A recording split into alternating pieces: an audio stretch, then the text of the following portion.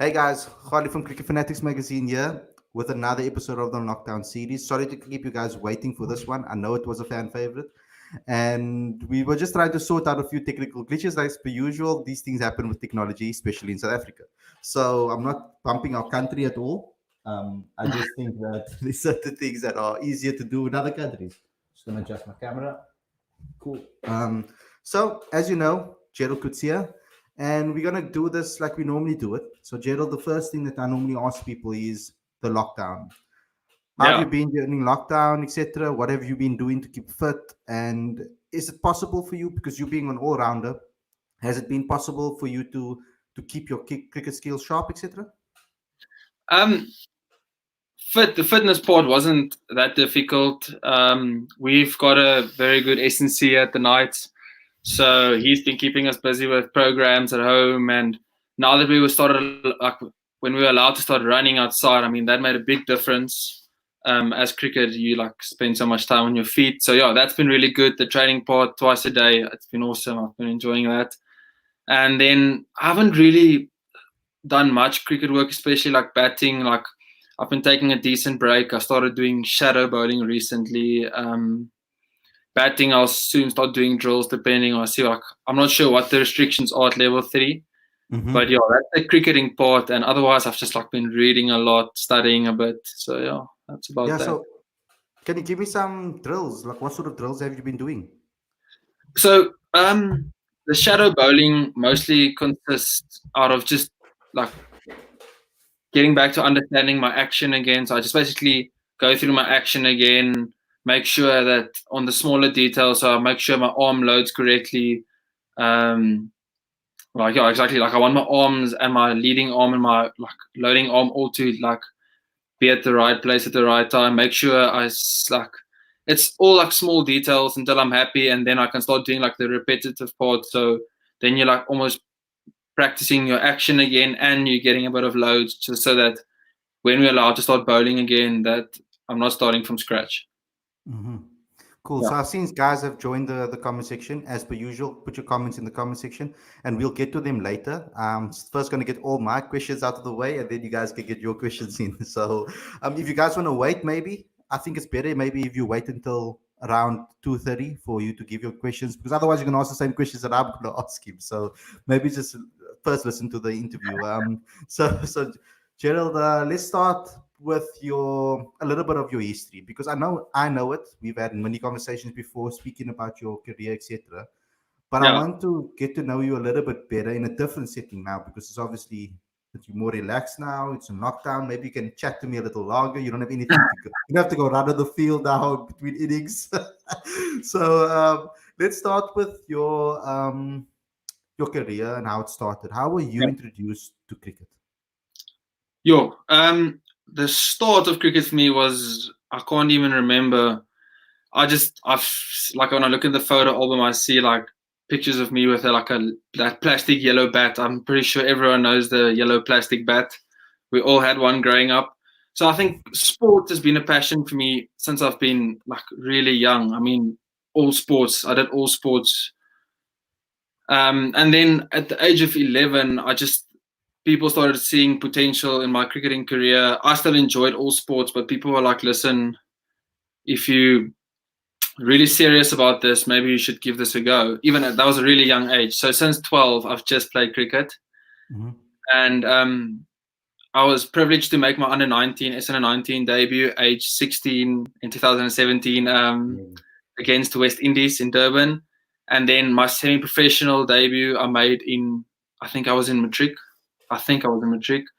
Against Northerns. And then from there, the next year, I made my debut for the Knights in Potch against the Lions in a T20 game. So yeah, it's been hectic. I mean, I'm really privileged. It means so cool. Yeah. With regards to that, were you a batsman first or bowler first? How did you get introduced to it? I was I was always known for bowling quick, which was like really nice, but I enjoyed batting much more because I was like a bit bigger than the other kids. So I was a bit of a bully when it came to batting. So yeah, and then I just fell in love with bowling over I'll say the last 4 to 5 years. Just the art of I started seeing bowling as an art. and I mean, I just absolutely fell in love with it. So yeah, like I really enjoy batting still. I love being an all-rounder, but just I don't like batsmen. So the art of bowling is I love it so much. Yeah. Yeah, I mean, wow, that's amazing because you actually ended up being able to bowl 150 kilometers per hour, and it's something that you actually picked up later on, which is phenomenal. Tell me No, about that's this. actually Yeah. I've bowled quick from a young age. So but I just never really practiced as Yeah. hard as I do now. I practiced batting more until lately. I started realizing that the conditioning part of bowling is much more important for injuries and stuff. Yeah. Yeah. So let's talk about your schooling, especially high school, because I mean Yeah. that would have been crazy. I mean, 16 years old, like you said, you make your debut for SN 19, so you kind of like already in the spotlight from a young age. How did you handle that? I didn't see it like that. Um, I like I don't know. I just enjoyed being competitive. I never really thought like being a 16-year-old and playing under 19 cricket. I don't know. I never tried to take that to my head. I mean, that's probably also the way I was raised. Like Mm. I was told never to be like arrogant and stuff. So when people said that, I didn't see it. I was still playing like Craven Week rugby is a bigger accomplishment than playing SN19 cricket. So I was always like, okay, well, I'm really privileged and that's cool. Mm. Can you let the people know what school you went to and what sort of people you had at your school that you played with that have now made it further in cricket as well? Um, I went to St Andrew's School in Bloemfontein from grade 9 to matric. Uh, in my year, in my year so far, who I played with, there's Garnetar. He's a young prospect. He's at Northern Cape now. And then this year, Ruan Cronje got a semi-professional contract as well at, I think it's Inland. So he's also a good young bloke. And then history, we haven't had much. We haven't had great cricketers in the last 15 years. We had Sean Whitehead, who was also a really good prospect under 19 cricket, played in the 2016 World Cup for the under 19s. And then we like claiming Joe Root. I mean, he came to us as an exchange student. He played his only school cricket there with us, but we can't really say he was a old Andrian. But yeah, he's Yeah. probably the biggest name that played cricket where we were. What did you enjoy the most about being at St Andrews? What was special about it? I went from Grey, which was a really big school, also a really good sporting school. Then I went to St Andrews, which was an English school, and just it was the high school had like 350 400 kids in the high school. It's a really small school, and then they like within your first term you know everyone in your grade. It's not like you see this guy once and like, so I enjoyed that. It was close to family. Yeah, I really enjoyed that. Cool. Okay, so let's talk about your East Under 19 debut because basically there's not like you had a whole lot of history behind you of playing semi-pro, etc. first, and then like you went straight to East Under 19 from a young age. So there's basically that's the where all the cricket really happened for you, I would say mainly. So talk to me about that. What was it like to make your debut for S under 19, and talk me through the different lessons that you learned in every single year. Obviously, from when you were in grade 10, you would have learned different lessons to when you were in grade 11 and matric. So Yeah. can you maybe just give me some of those lessons that you learned through those years? When I started for the under 19s, I was terrified. I mean, but like I feel like a step up to any level. That's how it always feels like when you go from under 15 to first team cricket. So when I went to under 19 cricket, you always have that doubt about whether you are good enough. And especially being 16, I was like, yo, I don't know if I should be here. But other people believed in me, so I was like, it's going to be disrespectful not to believe in myself. So in the start, it was a bit shaky. I enjoyed it. I did reasonably well, but it was tough. And then every year after my first World Cup, and every year, I started enjoying the under 19 cricket more because I started relaxing more, realizing that there's a difference between Gerald the person and Gerald the cricket player. If I don't do well on the cricket field, doesn't necessarily mean I'm a bad person. So I don't have to go sit in a corner and feel sorry for myself if I had a bad game. So yeah, I feel like that I grew as a person in these like 3 years at playing under 19 level. I mean, that was really awesome. Mm. Let's talk about the art of fast bowling a little bit. Okay. Some of your inspiration and what you've picked up, because I mean, like I said before, your transition has been phenomenal. The rise has been quite quick. I would always put it similarly to someone like Marco Janssen's rise, but it's just a little different because you went obviously you went SA 19 and then you got your MSL contract, which was, let me give you a little bit of a story. So I was sitting at the MSL. So the previous season, I already saw you at Kaiba week, and I think we had a conversation as well. We spoke at did an interview on stage. I remember at the awards when you were Yeah. named as school's captain, and Yeah. so like we had a nice chat about off camera, on camera, and stuff. So I was like, yes, I found a new like young prospect here. I'm like excited now as a journalist. Like I was like, this guy was. I watched you play. I saw how quick you are. I saw how players struggle to play against you, and then no one really did much features on you with regards to that. I think maybe in your area they did, but I'm talking about like generally.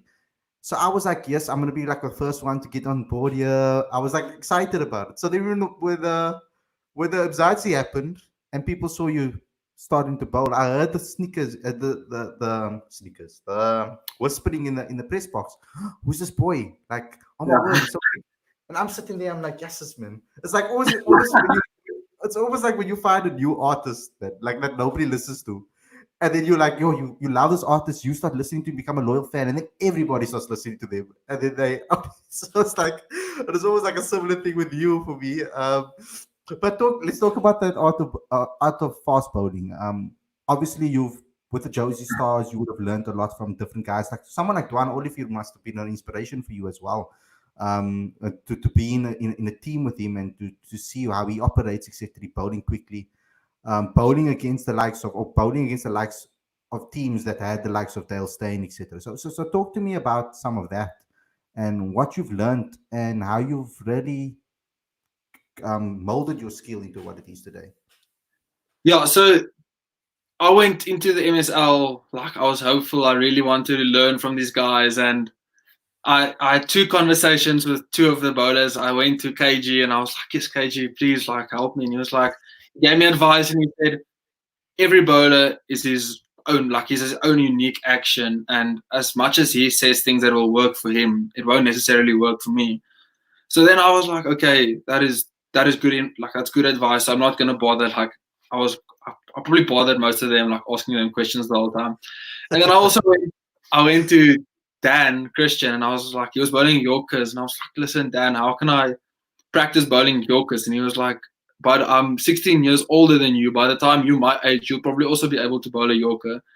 So that was like also okay. I have to listen to this guy. And then yeah, I mean Duan. I actually worked with Duan before the MSL. The last Hmm. part he was at the night before he Okay, signed, yeah. and he just told me to bowl as quick as I can. So that was probably the best advice. They always said, just bowl as quick as you can. You're young, you're a prospect. If you bowl quick, people will turn their heads. And fortunately, I think that did add in my favor. Trust me, they did. I'll never forget that day when you bowled at Newlands, the first game that our Cape Town journalists saw you play. I'll never forget the day what they said in that press box, and I was just like if you guys saw him at Kaiwo Jolo week, you would have really known because I mean the gap was so big. I've never seen you like the thing that stood out to me as well is watching you. Like for example, you always say when you bowl to someone like AB de Villiers, right? When a guy like AB steps back when you're bowling at him, it's like or makes them think twice, whatever. Or a player of that caliber steps back and they're thinking twice before they go after you. You know you're quick. So when did you know that you could bowl that speed, 150, specifically on average? Because I mean, I don't think there's a lot of guns at SA 19 level, speed guns.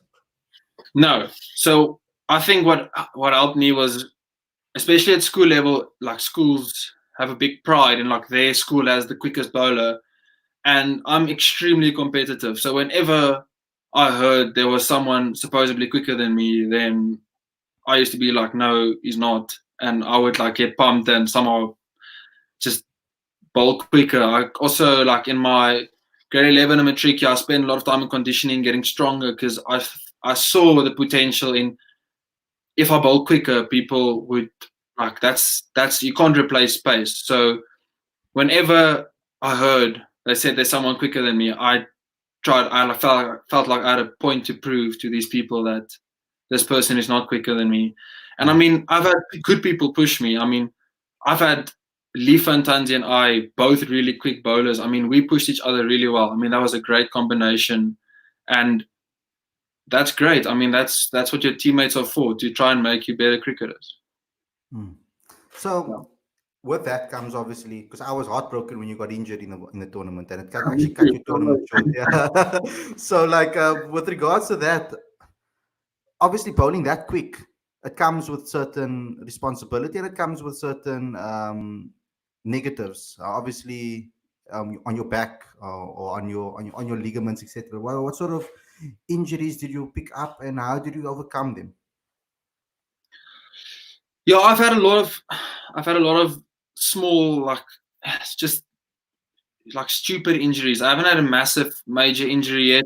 My biggest injury was after the 2018 Under-19 World Cup. I had a little bone removed in my foot, but that was off season, so I was ready when the season started. And then I've had couple of side strains that's kept me off the field, and now the hamstring was probably the biggest, because that's what people took notice of, was when I left the MSL with a hamstring. So yeah, I've been struggling, but luckily I haven't had major back problems, which is like a big relief, because that is young bowlers and back injuries is a nightmare. So I've been privileged there. So I think it's just a conditioning thing, and I am young, so I am more vulnerable to injuries, which is fine. It's part of the game. Yeah. So obviously, with every fast bowler, there's it's got a lot to do with also mental, um, how to outwit your opposition and think about what his next move is. Can you give me some insight into your mental processes? Sorry, I didn't focus there. Can you just ask again? I said, so like with a lot of fast bowlers, it also has a lot to do with the mental side of the Yeah, game, and yeah, obviously outwitting your fellow batsmen in your opposition. So yeah. can you give me some insights into your mental processes on how you try to intimidate the batsman on the other end? So when I started, or my raw, like, natural response to bowling was always aggression and like emotion and being in the red zone, we call it, like trying to be angry and intimidating and getting in their space. But like batsmen these days are too good. That doesn't work anymore. So lately I've been focusing a lot on the strategic, keeping my calm, saving my energy, making sure that if I have to bowl 15 to 20 overs a day, that my 15th to 20th over is where it should be. So I think that's where I've grown mentally. It's not just about aggression and anger. It's also about strategic planning and calmness. So yeah. Yeah, we know how competitive you are. We've seen it. We've heard the stories about how competitive you are. But being at the Knights, I want to talk to you about that because there's some phenomenal players there. Former SA Under-19 captain, of course, Reiner van Tonder, someone that you would have had. How much did you learn from him? And also from the guys like Piet van Bouillon. I mean, there's another fan favorite on our channel as well.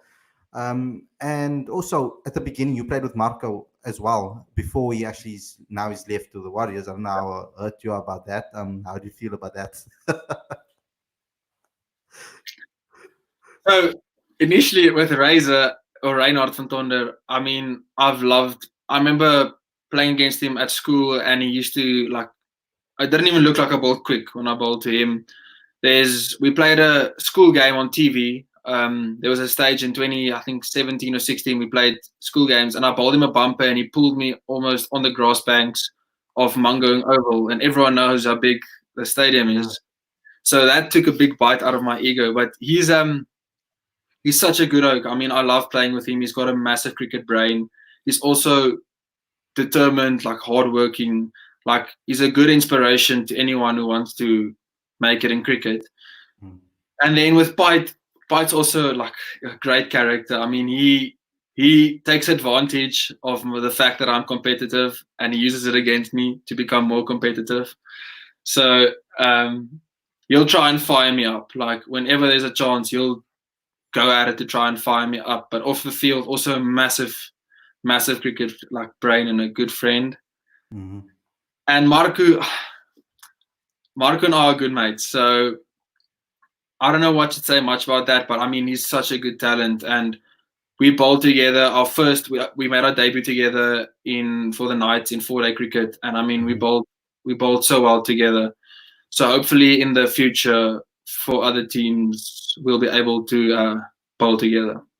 Yeah, so what I try to do is also try to ask some of your teammates a little bit, because I also want to get to know you better. So I try to ask some of your teammates a little bit about you. So I'm going to do that right now. So how's it, Tian? How's it, Khalid? I'm good at you, man. Good. I know you have a class to man? get to, so I'm just gonna let you just open up the floor to you to ask him a few questions if there's anything, just to open him up a little bit more and make him a little bit more vulnerable to our fans out there. How's it, G-man? What's up, P? En vraag van mij af. Favorite surfing spot? Anywhere in South Africa along the coast. Yeah, because I love surfing, so but it's more like a hobby, a new hobby. So I guess I haven't surfed massively. I've only been basically to Muizenberg, so I'll have to say Muizenberg. Ask me again in 2 years. That's right. And then one thing that I've been curious for a long time now, actually, how was the experience playing alongside in the MSL, like alongside this like massive names and in the big stadiums full of crowds, like the experience of that on the field with them? T, I've played with you, my man. That's exactly the same. Sure. No, I'm joking. No, it was. I can't even explain it. Like when you get there, you just look at these people, and it's almost like you don't understand.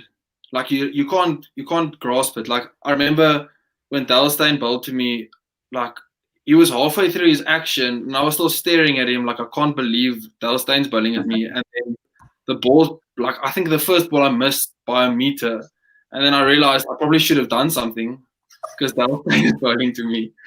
So yeah, it was awesome. I loved it so much. Yeah, it is. I can't explain it. I wish I could. Yeah. No, Tian, I'm gonna ask you. I can imagine. Tian, I'm gonna ask you one, because what is he like on tour? I mean, he was obviously captain for quite some time, but what is he like? What is he like on tour? What's Gerald like off the field? He's actually quite a character. He's a very he's an open person. Always likes to make jokes. He's got his certain things that he enjoys. His music. He loves talking about that. And then also I shared a room as a teammate with him a couple of times. And yeah, he's just an open person. He makes you feel welcome, and yeah, he has gun chats with him. So yeah. Does he have any rituals before he goes to bed, or does he like lay out his shoes or his kit beforehand, the night before, whatever? I would not say clothing wise. I wouldn't expose him like that. But he's got his rituals before bed. He enjoys reading. He loves it. And then also in the mornings, when we were on tour, he used to wake up early in the morning to do some exercises and some podcasts and all the things to get him started for the day, which are currently doing now because of him. So that's his rituals. Okay, awesome. Is there anything, Gerald, that you want to ask Tian before he signs off? Goodness. Yeah, maybe just want to ask T if he started reading like any Harry Potter books. I try to inspire him. Just want to hear if the man's been reading. I haven't read the books. I haven't had the chance to go to the shops yet. But I have started watching the movies again. The 1 and 2 already. So yeah. Amazing. Okay, now you gave me a new topic to talk about, Gerald. Thanks a lot, Tian. I know you need to. I need to go to a class now. I would have liked to have you on longer, but we'll have it on lockdown with you sometime in the following weeks if you're keen for that. So I wouldn't mind that at all. Okay. Thanks, Khalid. No problem, man. Enjoy, Gerald. See you. Thanks. Cheers. Okay. So Harry Potter. Massive fan. Massive fan. I didn't know that actually, because the funny thing is, the first time I was involved with Harry Potter was I lived in Holland for 2 years. So when I was about 7 years old, we moved to the Netherlands, and my mother found the book. There was one in Dutch and there was one in English. So Yeah. that version of the book had Dumbledore at the back, not Hagrid. So the ones in South Africa, I think the Philosopher's Yeah. Stone had Hagrid at the back. So I had one of the few ones that had Dumbledore at the back that you could find in Europe. So because obviously that would have gotten it from the same supplier as the UK, etc. So I Yeah. started reading Harry Potter, and I was the same age as Harry, basically in the books. Okay. So when I read it, I grew up with him. So it was a massive part of my life. Oh, okay. Yeah. That's Yeah, really you see, so it was. I'm a massive Harry Potter fan. I didn't know that you were a massive Harry Potter fan too. So Yeah, I like also read the books and it just got me, and I really enjoy the whole wizarding world. Apparently, like, yeah, but it's really cool. I enjoy that. Yeah. yeah. Which one would you say? It's difficult to say, but which one would you say is your favorite book out of the seven that were released? I'll probably say the Half-Blood Prince if I had to guess. Yeah. Hmm. Yours? Mine is Goblet of Fire. Yeah. Most people So say that. yeah, the Goblet of Fire was phenomenal, but as well, I like the first one because the Yeah. first one really got me introduced into the character. And when Yeah. it comes to movies, I actually like the third one more. So it's weird. So if I, Oh, so yeah. But anyway, let's get back into the fan questions now. I think we can ask some of their questions because they obviously have been waiting for a long time. So a regular question is: you are already bowling at 150. Are you? Do you see yourself, or can you break so I have Akta's record? So I guess, yeah, I guess now my goal isn't to bowl like a ridiculous pace. I would like to work on my skills with really good pace. So I don't even know what Akhtar's record is. I think it's But I would say that, 160 something, 163 or something. I think. yeah, if that happens, great. But it's not. I won't say that's a goal for me. I would rather say wickets and like becoming a great bowler for South Africa would be something I'm rather striving for. Yeah. Okay, cool. Okay, so Daniel says, would you go vegan if it meant you could clock 160 kilometers per hour with the ball? Absolutely not. There's no way. I watched a documentary on Netflix that Game Changers, and I called someone close to me and I said, "Listen, I think I'm gonna go vegan." And this person was just like, "No, you're not. Else you're never coming to visit me again." And I was like, "Okay, then I won't go vegan." So yeah, it was probably 5 minutes of trying to go vegan, and it wouldn't work. So a nice one is, who was your bowling hero that you look up to? Currently maybe and before? Dale Steyn is an absolute inspiration. That's why I said, like, when he bowled to me, it was just, I don't know. Like I said, I was staring at him, like almost thinking I was watching from the outside. And meanwhile, if he bowled the ball to my body, I would have been seriously hurt. But Dale Steyn is something, I love him. And currently, I really enjoy Pat Cummins. I feel like he's simplified bowling. He's, especially red ball cricket, he simplified it. Like, we always try to be different and strange and weird, and he just went and he did the same thing for 120 balls a day, and he's now the number one test bowler in the world. Yeah, your buddy Rabada is going to be upset about you saying that. Did you have an opportunity to speak to Dale at all with your time with the MSL?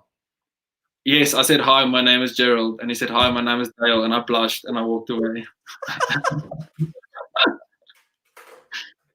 Great. Yeah, that's next episode we're gonna make it happen. You need to learn obviously from this guy. I mean, unbelievable guy. Unbelievable human being. He must have been because I think he mentioned you in one of the interviews I did with him actually. I think if I remember correctly. No way. I must think about it though. You almost it's incredible that you are the way you are reacting. It's almost like Anyway, it's almost like fans used to go on when they saw Justin Bieber or Michael Jackson. Yeah, well, it's people. Like, I remember just waking up, especially like when they like. I used to remember waking up at 6, 7 in the morning when they played in Australia and New Zealand, and putting on my little box TV on SABC3 and watching Dale Steyn run in and bowl their heads off. I mean, it's something I've aspired to be my whole life, and being able to just see him within 20 meters of me was a dream come true. Like, honestly, like, I'm not even exaggerating. That's something I'll remember for the rest of my life. Wow. And with regards to Rabada, He's what was it? also, And sorry, yeah, being in the team with him, obviously. Besides, obviously, I know you asked him questions. You said that early on in the interview that you asked him questions and he gave you the advice that he did. But regarding to his approach to matches, or his approach to the before a game and the way he prepares for matches, and obviously also the net sessions, what sort of things did you pick up from him with regards to just watching him in action? he's, yeah, I was also like mesmerized by his calmness and how calm he is, and I really enjoyed that from him. Like, he showed me that it's not all serious, and like, I don't know, it's tough to explain, but like, I learned so much from him, just how he approaches the game. Like, he has this thing where I think he said, if I quote correctly, I don't want to say it incorrectly, but he said, the more you bowl, like, the better you will bowl. And I was like, wow, that's a really basic but powerful statement, because like, for warm-ups, as soon as he walked on the field, he would go and he would bowl before warm-ups even started. And I was like, okay, well, there's probably a good reason why he's doing that. And then he said, yeah, like, the more you bowl, obviously the better you're. Like, you didn't say that, but it made sense. Like, the more you bowl, the better you understand your action, and just the better you'll bowl. So I really enjoyed playing with him. I mean, just when he bowled from the opposite end, I felt like I had nothing to prove. I mean, there's a world-class bowling from the other end. I can just do whatever I want to do and do my own business, because the other end is sorted out. So yeah, that was really awesome. Um, Obviously, I don't know how much you know about Vincent Barnes. Obviously, with the high performance, how many time interactions you've had with him. But if the folklore speaks that he bowled 160 back in the day, and if you look at go look at his stats on ESPN Cricket Info, you're gonna have a shock of your life. So, talk to me about some of his influence on your action, etc., and what he does from a high performance level with you. I've had a couple of discussions with him, because I had to fix my action about a year and a half ago, where I loaded with my loading arm like behind my head. So I tried to get that in front, and I think they suggested that, and I was quite reluctant to change that, because I felt like I was scared I was going to lose my pace. But if they didn't plant that, like, if especially Coach Vincent didn't plant like the idea in the back of my head, with a few other coaches, I don't think I would have bowled with as good control as which I have at the moment, to which I had. So I'm not saying my control is where I wanted to be yet, but compared to 2 years ago, with a change in my action, I mean, that's a bigger part of that is thanks to him and a few other coaches I've worked with, who's really helped me.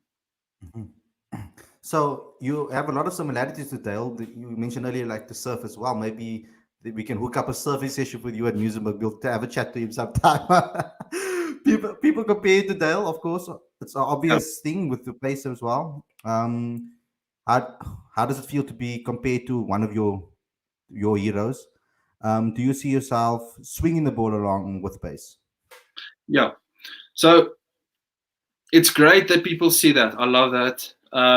But I would like to be my own bowler. Like, one day I want people to say, oh, like, bowled like Gerald, like, not like Dale.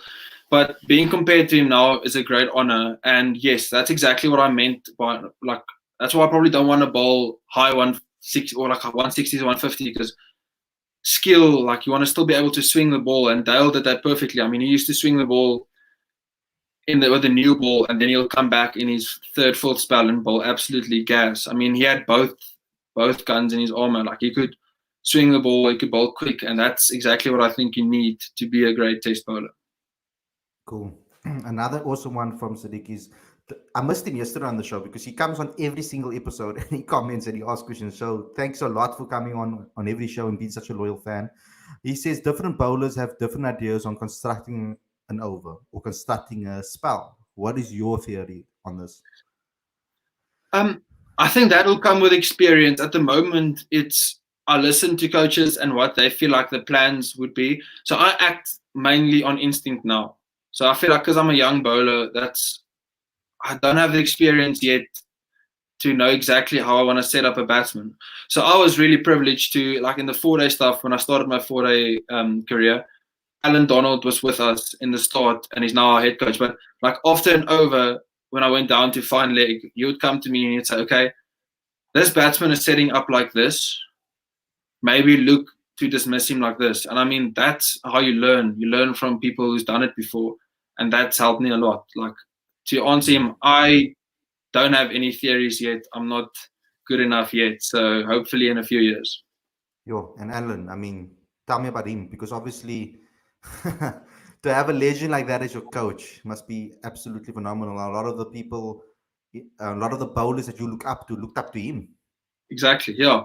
So he's the just the way he constructed practices and the person he is. He has made me a better cricketer, and he worked with me not over a long time. So being able to work with him, let's say for 2 years now, is going to, I think, benefit my cricket like huge. I can't even describe it. Like the brain he has, the bowling brain he has, the willingness to work on the player, the individual, to make him a better person is something I am so excited for. I cannot wait. It's going to be so great. Awesome. So another one from a fan is, according to you, which batsman is more difficult to bowl to, a right-hander or a left-hander?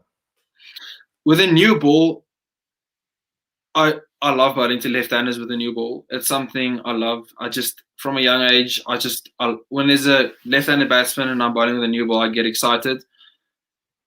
I think that's a tough question. I think we're more accustomed to right-handers. I don't know if that's the right thing to say, but I don't have a preference. Okay, cool. And obviously, earlier in the show, you spoke about you love your batting training and how much you love it. But don't you think you have more talent to the ball? Is what Sadiq wants to ask. Yeah, definitely. But I mean, if you can do both really well, I mean that just helps you so much. I mean, you're going to contribute to the team more. You're going to be a better cricketer. So I love both. I'm probably, you can say, more talented in the bowling aspect, but if I have talent with batting and I can contribute to a team and do a decent job, I'm definitely going to work as hard as I can to be the best batsman or cricketer as I can be. And obviously, you had a lot of under 19 World Cups under your belt already. What was those experiences like? The first experience in New Zealand was awesome. I mean, we had such a strong team. One or two things didn't go our way. We could have been contenders for the final, but India that year had an extremely strong team with Prithvi, Shubman, Nagakoti, Mavi. I mean, those are already international standard players at under 19 level, but we had the likes of Bretsky, Van Tonder, Tandon Tini. So, I mean, that was awesome. The second World Cup was a different one. I had a bit of issues with my foot, so I was on and off the field, but it was still a good learning experience. I mean, everything in the end of the day is something you can look back and learn from. I mean, Coach Lawrence always used to speak very highly of you.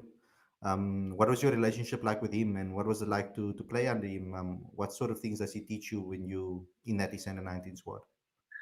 Coach Larry and I started with tough love, a lot of tough love, because I was a youngster and I think he saw the potential in me. There was a lot of tough love going. So the first 2 years, we had a good relationship, but it was also straight to the point.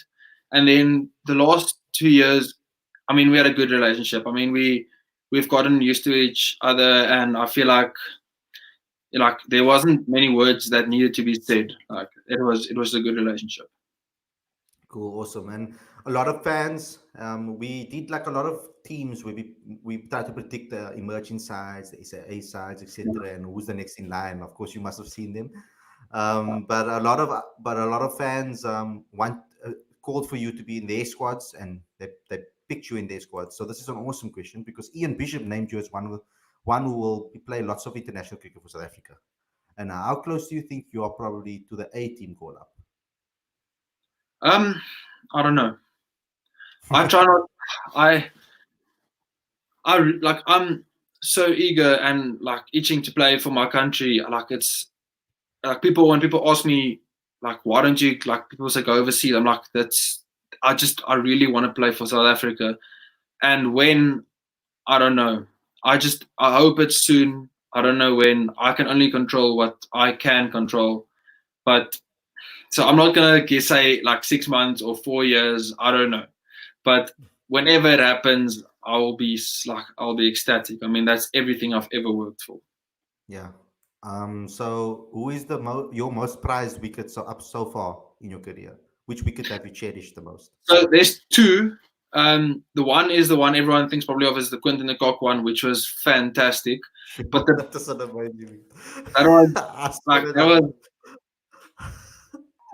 was really great. And then the second, like it's very similar. I had a 4-day game against the Titans in Bloem, and I bowled 3 spells. There was 3 spells, I think, to Heinrich Clausen when he played for the Titans, and we had a full-out battle with each other. I mean, I would bowl, and my follow-through is quite long, and you would walk into my space, and it was fiery. And then in the end, I bowled the ball halfway down the pitch, down legged, and it hit his glove, and the keeper caught it, and I got him out. And I remember it was I've never celebrated so much for a wicket, and I got him with a very average ball, but I mean, just the battle was unbelievable. Yeah, that week I will always remember that wicket from Quinton de Kock. It was like wow, like he was cleaned it up, almost like Stark cleaned him up. So I want to talk to you about what is my question now? I can't believe I lost my train of thought.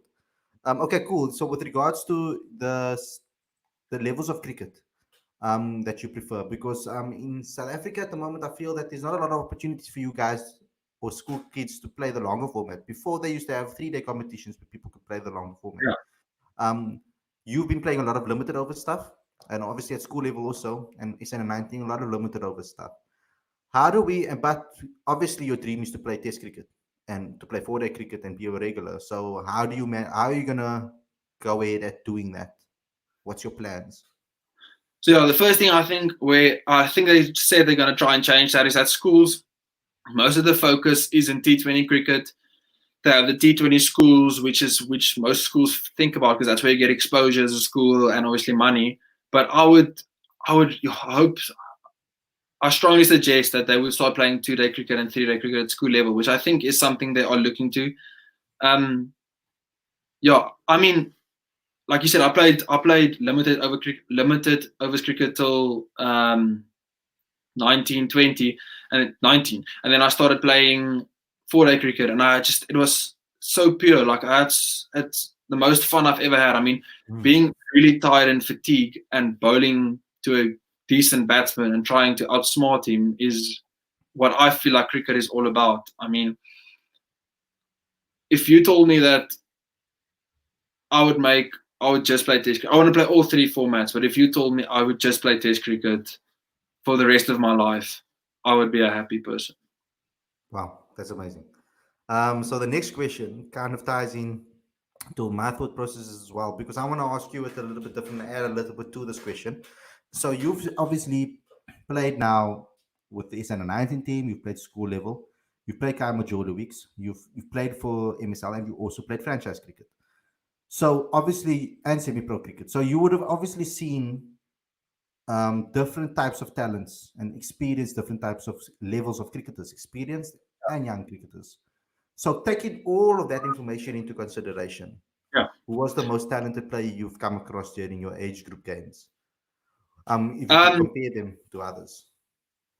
Since I've been in high school, I mean, I've looked at Reinhard van Tonder and thought this guy is the best cricket I've ever seen in my life. And I mean, because at school level he was already dominating everyone.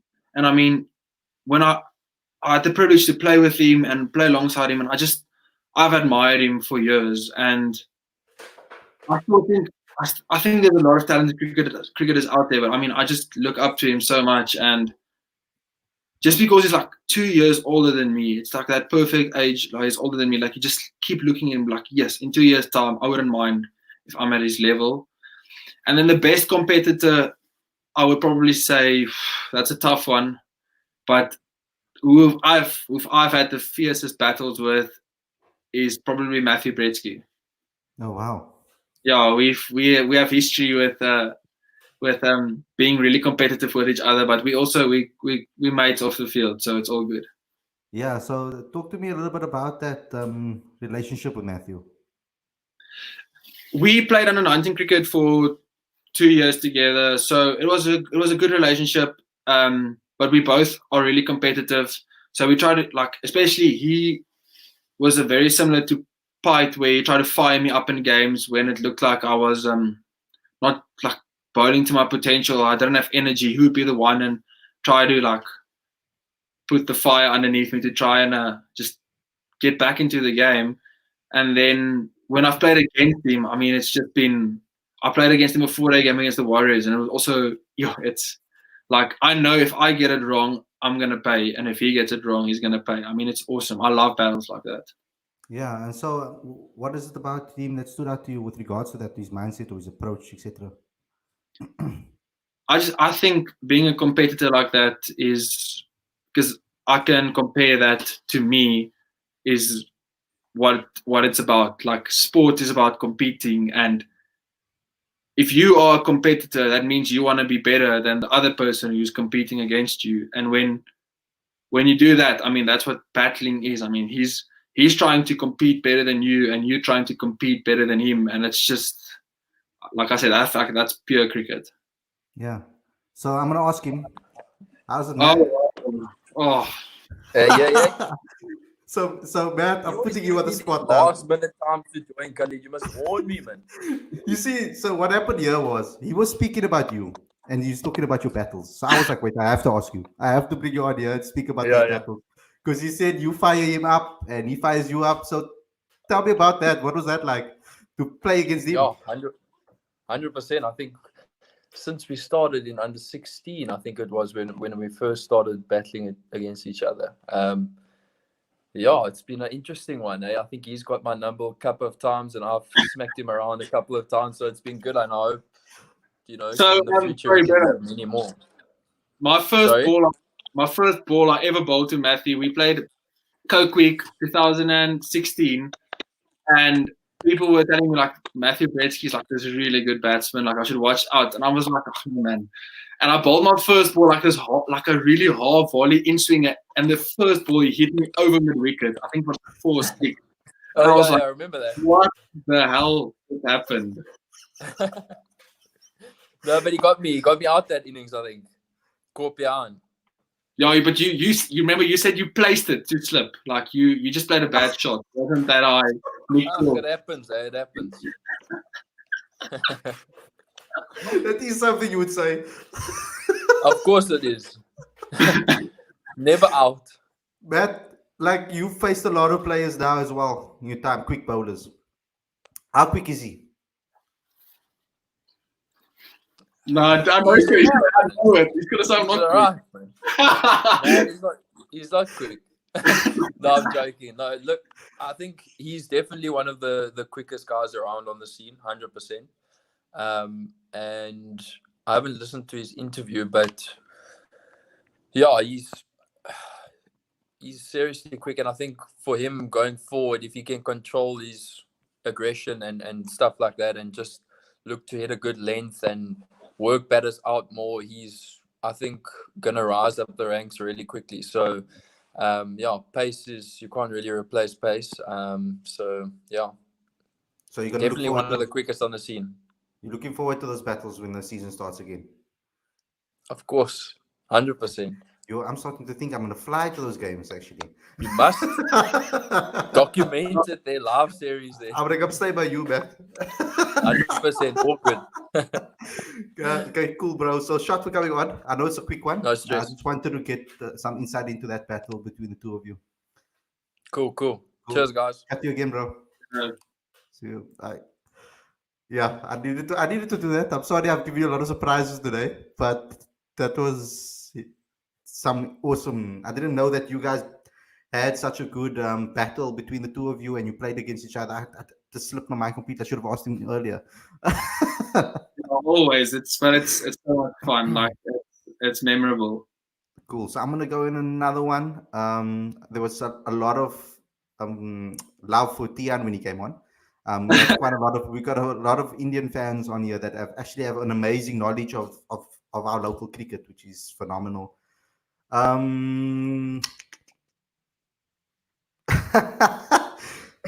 So this is back to Harry Potter. Oh Gerald, wow! what is your Patronus? Funny enough, I've actually had that tested. I'm not a massive fan, but I'm joking. According to this one app, it's a falcon. Yeah, not sure how accurate that is, and I can't test it to be honest. So I'll just take their word for it. I think you're lying. I think it's Dale Steyn. Do you? Who do you try and follow in terms of batting? Okay, let's get into your batting a bit more. So, who do you follow in terms of batting, and how are you working on that to become a better batsman? So, yeah, that's a tough one.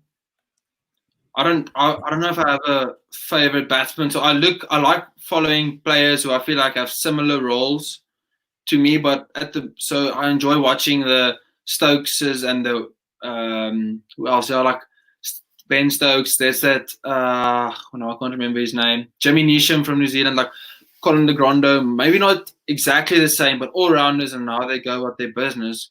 But if I had to say a favorite batsman at the moment, that is tough. I love our South African batsmen. I mean, I love Quinton, watching him bat, being competitive, being aggressive. I used to love watching Faf bat. I mean, I can't answer you accurately. I have lots of batting heroes, but not one specific one. He's playing in the 2020.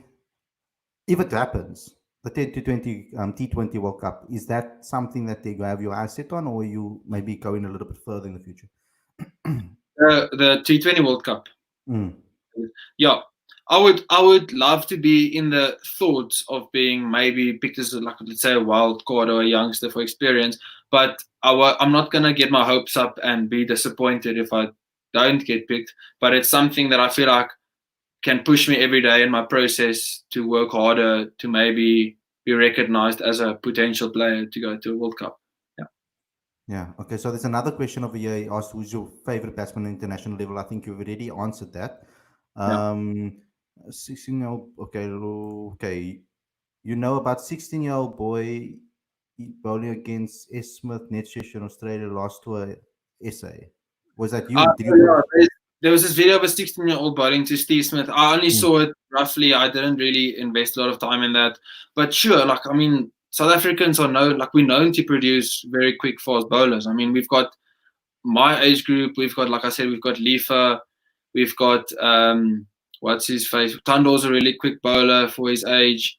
I mean, so we've produced young, quick bowlers. So it doesn't surprise me that there's a 16-year-old who's bowling quick. I mean, we've got plenty of young, quick bowlers. So for me personally, when I went to the Kaya Majola week in Johannesburg, when it was at St. Stadions and etc., I saw Ashok Kluti bowl for the first time. Yeah. And I was my breath was taken away when I watched him bowl. The speed, the quickness, the swing, he was so good that people couldn't play him. And I just kept on saying his name to everybody. You must watch Ashok Kluti. I told every single person I came across at that particular Kaya Majola week, like, go watch Ashok, go watch Ashok, go watch Ashok. Eventually, he got picked in the SS school side, but I mean, phenomenal pace. But I wanted to ask you, you would know more. Did he slow down because of injuries, do you think? Or is he still the same pace? I've seen him bowl really quick. I've seen him, I think that's what happens with young bowlers. I mean, we still don't understand our action completely. We aren't as strong as we are supposed to be yet. So I do think when you're young, your pace is not as consistent as it should be. But I mean, he's definitely got potential to bowl quick. He's got a quite unorthodox action. If he understands his action, I think one day he'll be a quick bowler. So I wouldn't be too worried if I'm a young bowler and you feel like your pace is down a bit. I feel like that's a natural part of the bowling experience. Yeah. So I've been saying it for a long time, guys. We have amazing quick bowlers in this country that are coming through the system, and also guys that are already playing already. We've got, like you said, Lifa Tanzi. That was a player that I watched because I knew about you already. So Lifa was someone new for me. So when I saw Lifa in Cape Town, I still watched him at Bishops. Shit, so I was watching him bowl, and this one spell, I think I can't find. I don't know if I have the video still, but there was a spell that he bowled, and he was just beating the bat, and it was a top class batsman he was bowling to. I can't remember who the batsman was, but I mean he was phenomenally fast, and it's a pity that he got injured because I feel that his career, you and him would have actually come together as a pair. Do you enjoy bowling with him? Yeah, like I said, it was when I realized the first time we were introduced as competitors, saying like who's the quicker bowler. Some were saying he was, some were saying I was. So that was a great thing. Then now suddenly we're in the same team, and now we're both quick bowlers, and that's fantastic. I mean when we were roommates when I went to India, but it was really short. But I mean we got along well. I mean he's a different character. He's really calm, very chilled guy, but he understands that he's also a quick bowler and that he needs to work hard. And I don't think his back injury is such a bad thing coming at a young age. I mean, if he can sort that out now, it's better than it happening at 24, 25 when you're in the prime of your career and now you have a long back injury. So I definitely think he's one to watch for the future. So you better make sure that you two come up as a pair in the future because I want to try to get hold of him as well. So really someone that I wanted to chat to. I missed out on it at the Majorla week. Okay, so Sean Belugi, you would know him, obviously. They say that quick bowlers bowl in pairs. So who do you enjoy bowling with at schools under 19 at St Andrews? And who are you looking forward to bowling with Dwan Jansen for the Knights? So we had a interview with Dwan the other day. We had Marco and Dwan on the same interviews. So it was quite phenomenal. They also mentioned you in their video and spoke about you a little bit. So what do you think of the twins is the question as well. So like I've mostly bowled with Marco, like I said now, and we also I feel like we're much different bowlers. I mean, he's really cool, collected. He hits the same area every ball, and I'm coming from the other end and just trying to take heads off and bowling really quick. I thought we were a really great combination. And to be honest, I haven't really bowled with Duan yet, but I've heard and I've seen that he's also quite quick for his age, a really good bowler. So I can't say yet how it's going to be to bowl with him, but I think, like, if I look at our whole Knights bowling squad, I think the Knights have a really good bowling attack this year, and he's also one of the reasons we also have such a strong bowling attack. Okay, awesome. Do you watch the IPL, and which is your favorite IPL team? Yeah, I do watch the IPL. The last 3 years, I would say I've probably supported Kings 11. Because I felt like they're the underdogs every year. They had Maxwell, they had Miller, who I really enjoyed. And so, I think Kings 11 was my team the last 3 years. And I think, was it 2 years or 3 years ago, they came in like the semis or the final, they nearly won. I remember that was quite a good year. So, Kings 11. Cool. I don't understand this question because Dan always seems to throw me off, but it is, did you ever have a cheeky rat and parrot session after K-Day? I don't understand that either. What does that mean? Daniel, explain yourself. Showing his age. Okay, so Sean Belushi, there are loads of very young bowlers in the system at the moment. Do you think that the competition will make you a better bowler? Definitely.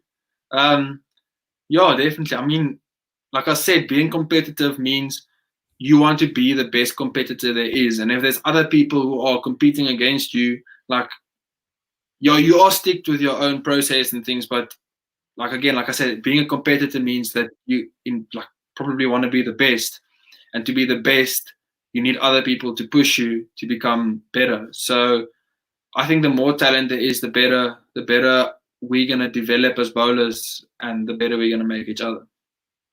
Cool. Okay, I'm gonna go through. There's some chatting happening here. Oh, cool. Awesome question. What do you think of death bowling? And how and I'm gonna add a little bit to that. What are you doing to improve that? So that's something I think we've all realized the game, like we said, is evolving, and death bowling is becoming something all bowlers should be able to do. And death bowling in the past was Yorkers, and I mean, batsmen have become so good that Yorkers alone doesn't do the trick anymore. So that's death bowling. I feel like is such a massive part of the future of bowling to for us to become unpredictable and to be better at the back end so that this batsman's game doesn't completely go their way. So I work hard on death bowling. I know I can work, like this season is definitely one of the things I want to work hard on, because I feel like being a good death bowler is like being a really good businessman for yourself, and we need to market ourselves. So Daniel says, but this is a total lie. But you can believe what you want to believe. He says, he said, if you bowl to me, when you hey, I want to smash you with the 300 over what you think. Probably. That lies. Total lies. I got bowled back by grounds with a Newland. So I played tournaments where I thought I'm bowling to average batsmen and I got hit for 28 and an over. So probably it's not impossible. So always dreaming. Yes, it is Daniel's cricket column that you are talking to. If that you want to ask. Oh, awesome question is what do you think about John O'Bird? And now you're going to be facing him at the Cobras. He seems like he's becoming a regular over there. yeah, I can't wait to bowl against him. The last 2 times I've bowled against him, he's absolutely smashed me. So the first time was a very similar to a Bretsky thing where people told me like, listen, this guy is the next big thing in Cape Town. And I was like, I've never heard of this guy, so I'm going to show him. So I ran and bumped him and he pulled me out of St. Albans, like literally out of the school. And I was like, oh my word. The second time I played him at St. Albans again, and he hit me for my first 3 balls, he hit me for 3 boundaries. So I think he's probably one of the greats out there for his age. And I think he's also the talent in South Africa is amazing. I mean, he's definitely gonna become, I think he'll play for our country eventually. I mean, I saw him at Bishop's hit the ball over 2 fields. He hits it. It's ridiculous. Yeah. So do you watch a lot of rugby? I do enjoy rugby. Yeah, I do enjoy. What's your rugby. favorite rugby team? So growing up, I was a Cheetahs. The Cheetahs was my team because it's my hometown. So the Bloemfontein side. But the last, you can say 3 years, yeah, I've really enjoyed watching the Lions rugby team. I mean, they had an incredible team with like the Malcolm Marks, Warren Whiteley. They had Ruan Combrink, Faf de Klerk, Elton Yankees. I mean, it was a dream team. And I followed their off-field stuff and how close they were as a team. So, yeah, I would say the Lions and then the Springboks is my national team. Okay, awesome. So to sign off, let's just give the fans some insight into what you are doing for fun during this lockdown period. We see a lot of guys have tried cooking and some guys have tried various different types of hobbies. What have you been up to? So, yeah, like I said, it's not fun, but I've been reading a lot on different. I've read a lot of autobiographies of people I look up to. I've gotten into CrossFit. Like I've been watching, like Matt Fraser, like those world class CrossFitters, athletes, how they like train and what they do. And I wouldn't say I've tried cooking. I'm a terrible chef, terrible cook, so that's not something I try to improve. I'm also like I enjoy the outdoors so much, so not being able to like go hike and do stuff like that is something I really miss. So that's definitely something I'll be doing at the moment this lockdown thing finishes. Yeah, Leon Bota told me he goes on cookies. He's been eating a lot of 2-minute noodles during this period. I was about to say 2-minute noodles toast isn't really an accomplishment. Okay, Gerald. So thanks a lot for coming on the show. I really enjoyed this interview, and obviously we're going to get you a lot more in the future down on the show. We can have some regular chats about your progress and track your progress quite closely. Lastly, just a message to the Cricket Fanatics fans out there that have been hounding me to get you on this platform and then on the show. Okay. Yeah, it's been awesome. Thank you so much for having me. It's been really cool. Thanks so much. Cool. Good Yeah. luck for the future. Good luck to your family. I hope your family stays safe during this lockdown period, and good luck to everything in your future. And I'll keep in touch. Thank you very much. Bye. Bye, bye, bro.